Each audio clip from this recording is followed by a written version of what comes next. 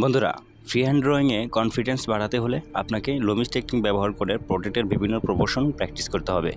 তাহলে আপনি ইজিলি ভাবতে পারবেন আর আঁকতেও পারবেন। Free hand drawing, practice of portrait. Thank you so much. দেখা হবে পরের ভিডিওতে। Love you all.